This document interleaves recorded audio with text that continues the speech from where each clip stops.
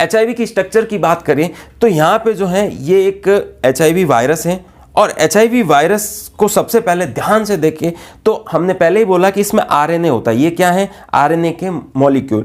अब याद रखना है ये RNA के मॉलिक्यूल जो होते हैं संख्या में कितने होते हैं? 2 होते हैं। ये नीट में क्वेश्चन आया हुआ है। और इसी RNA के साथ जुड़ा होता है ये देखो रिवर्स ट्रांसक्रिप्टेज। ये रिवर्स ट्रांसक्रिप्टेज क्या करता है? ये RNA को DNA में बदल देता है, और इसीलिए इसका दूसरा नाम है RNA डिपेंडेंट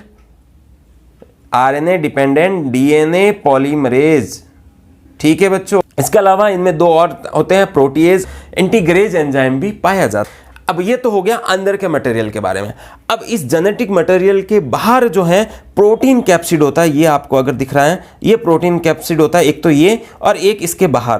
तो 2 प्रोटीन का कैप्सिड पाया जाता है, आउटर और इनर। आउटर जो होता है प्रोटीन कौन सा? P17 से बना होता है, और इनर जो है P24। इसके अलावा इन दोनों से बाहर जो है लिपिड की बाई मेम्ब्रेन होती हैं। अब ये याद रखना है क्योंकि ये लिपिड बाई मेम्ब्रेन जो है होस्ट सेल से बनती है।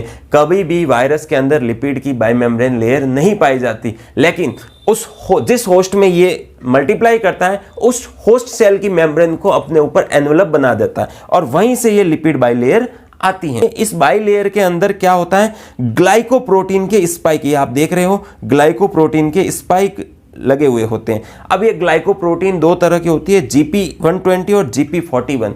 जो ये अंदर धसी हुई है, ठीक है, ट्रांस मेम्ब्रेन के अंदर धसी हुई है, इसको बोलते हैं GP41। और जो ये बाहर इस तरीके से ये दिख रही है एक इस तरीके की स्ट्रक्चर, ये जो है डॉकिंग ग्लाइकोप्रोटीन कहते हैं। ये डॉक का मतलब होता है किसी के साथ बाइंड होना। तो ये हो गई GP120, और ये एक रिसेप्टर है। ठीक है, ये हमारी सेल के अंदर जो है रिसेप्टर पाया जाता है। माइक्रोफेज और जो टी हेल्पर सेल है उनके ऊपर रिसेप्टर होता है CD4 जिसे बोलते हैं, उसके साथ ये बाइंड हो जाता है। इस तरीके डॉक करने को, डॉकिंग का मतलब भी यही होता है कि इस तरीके से जुड़ जाना। ठीक है, तो ये इसकी स्ट्रक्चर हो गई, ये बहुत इंपॉर्टेंट है।